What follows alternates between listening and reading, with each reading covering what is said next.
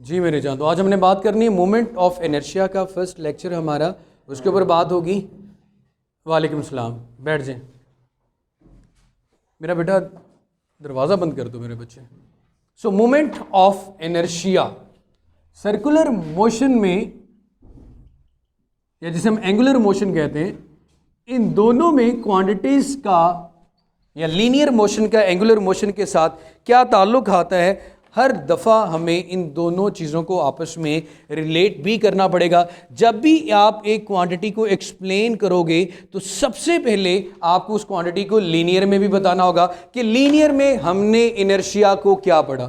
सबसे पहले मेरा बेटा मोमेंट ऑफ इनर्शिया पे जाने से पहले आप रिकॉल करें अगर अपने कॉन्सेप्ट को, इनर्शिया को, तो आप कहते थे इनर्शिया वो ढीठपन है कि आप किसी ऑब्जेक्ट को मूव करवाने की कोशिश करोगे वो उसको रोक देगा, आप उसको रोकने की कोशिश करोगे वो मूव करने की कोशिश करेगा। हाँ, लेकिन अगर आप इतनी फोर्स लगा देते हो कि रोक भी लेते हो और मूव भी करवा लेते हो, तो आपने तो उसके ऊपर क्या कर लिया, ओवरकम कर लिया, काबू कर लिया। So inertia mass of a body, definition लिख दूं अगर पुरानी कहते हो तो मेरा बेटा, लीनियर मोशन में, स्ट्रेट लाइन मोशन में हम इनर्शिया को कैसे डिफाइन करते थे, mass of a body is the measure of its inertia. जो बॉडी जितनी ज्यादा हैवियर होती थी, कोई बंदा जितना ज्यादा मोटा होगा उसको धक्का लगाना उतना ही हमारे लिए क्या होगा, मुश्किल। और कोई हमारे जैसा होगा, इसलिए धक्का लगा के उसकी पोजीशन को क्या किया जा सकता है, डिस्प्लेस किया जा सकता है। सो moment of inertia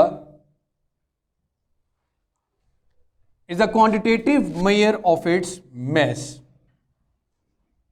quantitative measure of it's mass का मतलब क्वांटिटी में mass कितना ज्यादा है, या mass of a body is the quantitative measure of its inertia। अगर Newton first law of motion की पंजाब की बुक में डेफिनेशन लिखो तो यही लिखी हुई है, mass of a body is a quantitative measure of its inertia। वो डेफिनेशन तो आपने पढ़ी होती कि object continues its state of rest और state of motion in a uniform line, लेकिन इस फॉर्म में भी लिखा हुआ है mass of the body is the quantitative measure of its inertia, is the quantitative measure of its inertia. एक line जो काम लीनियर मोशन में इनर्शिया का था, वही काम एंगुलर मोशन में मोमेंट ऑफ इनर्शिया का है। जो काम लीनियर मोशन में इनर्शिया का था, वही काम एंगुलर मोशन में मोमेंट ऑफ इनर्शिया का है। वही काम एंगुलर मोशन में मोमेंट ऑफ इनर्शिया का है। अब मेरे बच्चे सबसे पहले मैं इसको विजुलाइज करवा दूं कि यार हम moment of inertia, angular motion ये है बेटे, जब आप किसी ऑब्जेक्ट को सर्कुलेट करवाना चाहते हो, मूव करवाना चाहते हो, तो आप उसको उसके एक्सिस ऑफ रोटेशन से थोड़ा दूर लेके जाते हो। भाई रस्सी है ना, उसको घुमाना है, उसको पकड़ोगे और ये उसके एक्सिस ऑफ रोटेशन है, उससे उस सेंटर से थोड़ा दूर लेके जाएंगे। जब आप उसको उसके सेंटर से थोड़ा दूर लेके जाएंगे और उसके बाद क्या करेंगे, उसको सर्कुलेट करेंगे। जब आप उसको सर्कुलेट कब करेंगे, जब आप उसको सेंटर से थोड़ा दूर लेके गए। अब ये देखो, ये एक्सिस ऑफ रोटेशन था, ये आपके पास एक्सिस ऑफ रोटेशन है या line of action of force, जिसके गिर्द बॉडी ने क्या करना है, रोटेट करना है। अब आपको दो चीजों का सामना करना पड़ेगा, एक एक्सिस ऑफ रोटेशन से आपका डिस्टेंस, ये भी तो आ गया, और दूसरा उस ऑब्जेक्ट का मैस। एक्सिस ऑफ रोटेशन से आपका डिस्टेंस, ये कि आप कितने डिस्टेंस पे हो। जैसे अगर टर्निंग इफेक्ट ऑफ फोर्स को ज़हन में लेके आओ, तो वो स्पैनर जितना बड़ा होता था, टर्निंग इफेक्ट ऑफ फोर्स उतना ही ज्यादा होता था। लीनियर मोशन में आप फोर्स लगाते हैं F = ma, एंगुलर मोशन में तो आपका क्या होगा, टॉर्क होगा। एंगुलर मोशन में लीनियर फोर्स तो नहीं आएगी, बल्कि क्या आएगा, turning effect of force. Again repeat करता हूं कि आपके पास लीनियर मोशन ये है, ये आपके पास जी 500 kg का कोई स्टोन है जिसको आपने A से B तक डिस्प्लेस करवाना है, पहुंचाना है। तो इसका जितना ज्यादा मैस होगा, इतना ज्यादा इसका ढीठपन होगा। ढीठपन को हम क्या कह रहे हैं, इनर्शिया। कि लीनियर मोशन में mess of the body is a quantitative measure of its inertia. Mass of body को हम कैसे मेजर करते हैं कि उसका इनर्शिया कितना ज्यादा है। It means they are directly relate to each other. Mass ज्यादा होगा, रुकावट भी ज्यादा होगी, इनर्शिया भी ज्यादा होगा, ऑब्जेक्ट की स्टेट में चेंज लाना उतना ही मुश्किल होगा। रेस्ट में है तो उसको मूव करवाना, मूव कर रहा है तो उसको रेस्ट करवाना। गैलीलियो साइंटिस्ट थे, उनको इसी स्टेटमेंट में नोबेल प्राइज भी दिया गया था कि हैवियर ऑब्जेक्ट को मूव करवाना मुश्किल है as compare to the lightest one. ये अगर आज के ज़माने में स्टेटमेंट का कंपैरिजन किया जाए तो यही हुआ कि जैसे कल इमरान खान ने कहा था कि मौसम जल्दी से सर्द हो रहा है, ठीक है, और बिलावल ने कहा था ज़्यादा पानी आता है क्या, ज़्यादा बारिश है तो ज़्यादा पानी आता है। तो इन्होंने भी यही बड़ी मज़ेदार बात की थी, बट उस वक्त नोबेल प्राइज मिल गया था कि हैवियर ऑब्जेक्ट को मूव करवाना मुश्किल है या रोकना मुश्किल है as compare to the lightest one. तो सॉरी अगर किसी का बिलावल फेवरेट हो, बिलावल बहना, तो उसके लिए माजरत मेरे बच्चे। तो mass is the quantitative measure of its inertia. Greater the mass greater the inertia, lower the mass lower the inertia. अभी एक हमने एग्जांपल दी कि जब आपको ऑब्जेक्ट को सर्कुलर पाथ में मूव करना है तो ये लीनियर फोर्स नहीं बल्कि कौन सी फोर्स आएगी, टर्निंग इफेक्ट ऑफ फोर्स, जिसे हम क्या नाम देते हैं, टॉर्क का नाम देते हैं। और ऑब्जेक्ट को रोटेट करवाने के लिए ये बात क्लियर है कि आपको सेंटर से थोड़ा दूर आके ऑब्जेक्ट को क्या करना पड़ेगा, रोटेट करने का, फिर ही जाके वो मूव करेगा ना। आप इस पे फोर्स लगाते जाएं एक्सिस ऑफ रोटेशन के ऊपर तो टॉर्क की वैल्यू हमेशा क्या रहेगी, जीरो। डिस्टेंस कम हो, डिस्टेंस ज्यादा हो, स्पैनर की लेंथ कम हो, स्पैनर की लेंथ ज्यादा हो, दोनों केसेस में turning effect of force produce होता है। तो ऑब्जेक्ट को रोटेट करवाने के लिए आपको कौन सा इफेक्ट यूज करना पड़ता है, टर्निंग इफेक्ट ऑफ फोर्स। क्या नाम देते हैं मेरा बेटा उसको, टॉर्क का। तो ये बात जब हमने टॉर्क पढ़ा था, मैं सिर्फ रिकॉल करवा रहा हूं, मोमेंट ऑफ इनर्शिया पे भी नहीं है, ये बात उस वक्त भी पड़ी थी कि जो काम लीनियर मोशन में सिर्फ फोर्स का है वही काम आपके पास टॉर्क का किस में है, एंगुलर मोशन में। वहां पे वेलोसिटी में चेंज किससे लाया जा रहा है, लीनियर फोर्स से, F according to Newton second law of motion. Angular motion में अगर आपको क्या लाना है, वेलोसिटी में चेंज, तो क्या प्रोड्यूस करना होगा, टॉर्क। टॉर्क होगा तो क्या, टॉर्क इज इक्वल टू, हम लोगों ने पढ़ा था क्या होता है, आर एफ। भाई फोर्स लगाओगे तो ही वेलोसिटी में क्या आएगा, चेंज आएगा। और एंगुलर मोशन में फोर्स कहां पे लगानी पड़ेगी, perpendicular distance to the axis of rotation. ये मेरा बेटा होता है ना आपका line of action of force, और ये क्या होता है, एक्सिस ऑफ रोटेशन, जिसके गिर्द बॉडी क्या करती है, रोटेट करती है। और इन दोनों के दरमियान परपेंडिकुलर डिस्टेंस आपका क्या होता है, मोमेंट आर्म। तो मैं सिर्फ ये चीज़ रिकॉल करवाना चाह रहा था कि लीनियर मोशन में सिर्फ और सिर्फ मैस इन्वॉल्व है, जितना ज़्यादा मैस होगा इनर्शिया भी उतना ही ज़्यादा होगा। लेकिन अगर बेटा एंगुलर मोशन की तरफ तशरीफ़ लाएं तो इसमें आपके पास मैस भी आ रहा है जिस ऑब्जेक्ट को आप मूव करवा रहे हो, और perpendicular distance between the centre and the mass of the object, ये भी इन्वॉल्व हो रहा है। तो मेरे बेटे सबसे पहले अगर मैं मोमेंट ऑफ इनर्शिया की डेफिनेशन लिखूं,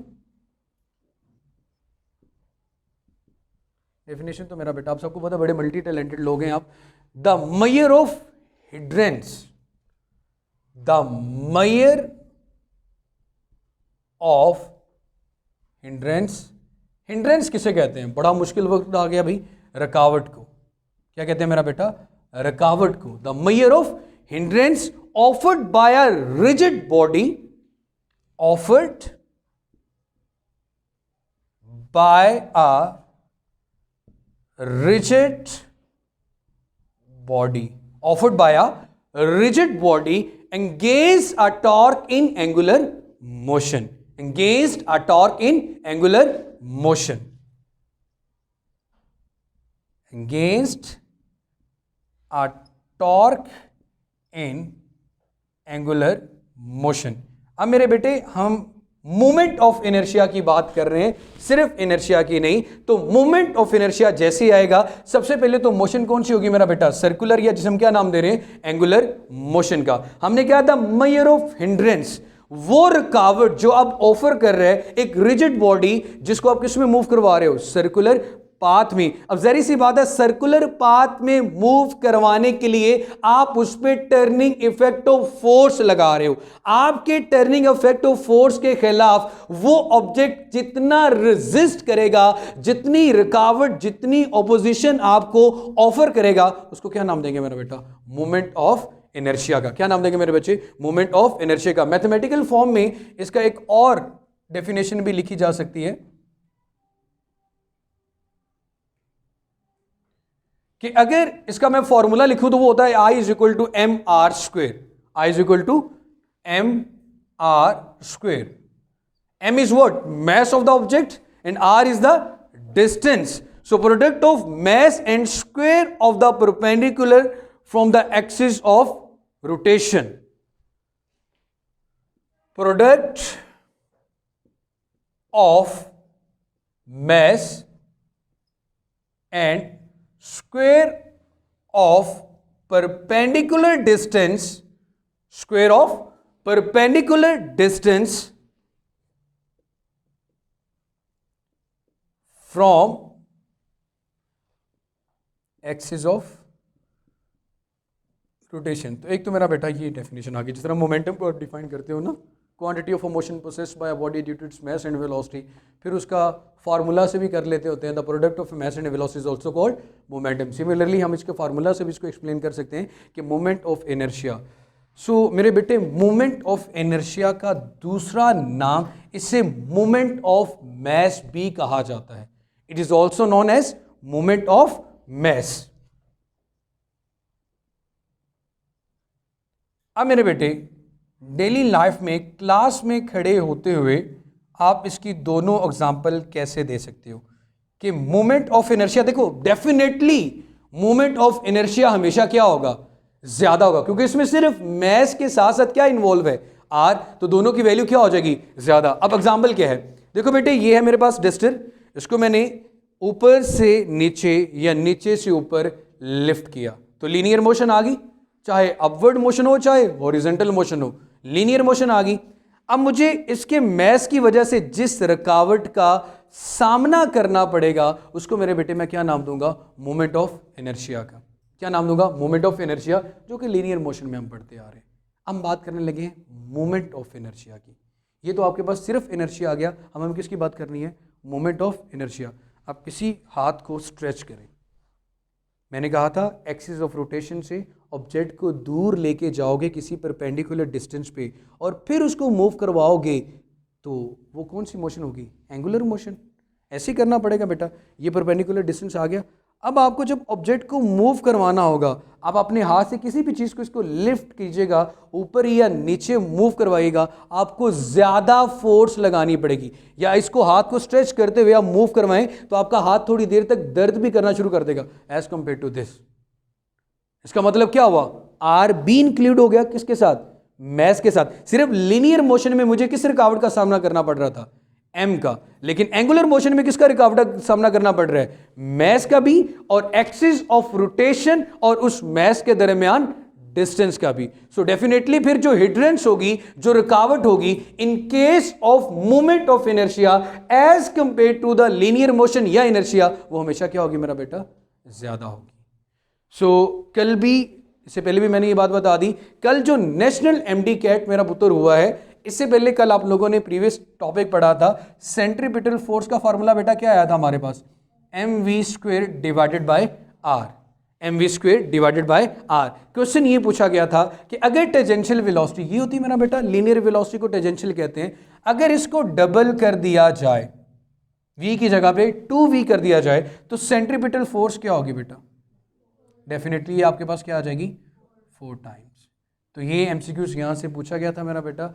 इससे पहले आप लोगों ने जितना पढ़ा हुआ है, हाँ जी, मोमेंटम पढ़ा हुआ है आप लोगों ने, तो पूछा गया था कि न्यूटन सेकंड किसका यूनिट है? मोमेंटम का। अब कुछ लोग इस बात पे भी बहस कर रहे थे इम्पल्स का। तो इसमें एक छोटी सी रीजन ये है, द चेंज इन मोमेंटम, जहां पे मोमेंटम में चेंज मौजूद है, देखो चेंज इन वेलोसिटी है तो वेलोसिटी है ना, आपके पास पैसे कम हो जाएं ज़्यादा हो जाएं, है तो पैसों की बात की जा रही है।